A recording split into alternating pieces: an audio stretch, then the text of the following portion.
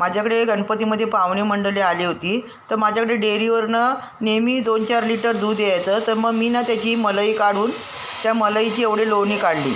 मी काय केलं, त्या मलईमध्ये आहे ना बर्फाचे तुकडे टाकायची आणि त्याला चांगलं घोटून घ्यायची. घोटून घेतलेली मलाई ना मी मिक्सरमध्ये वाटून घेते, म्हणजे ना पूर्ण लोणी अशा वर येतात. दाखवते तुम्हाला. हे बघा, मिक्सरला पूर्ण लावून घेतलं आहे. हे बघा, जरासं फिरवलं तरी किती लोणी आले वर बघा.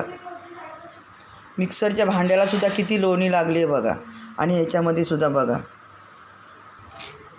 वाव, भारी. वाव, बघा किती मोठा गोला निघाला. मी याच्यावरचा मोठा व्हिडिओ टाकला आहे, तो नक्की तुम्ही बघा. लोणी गरम करून एवढा तूप निघालं बघा.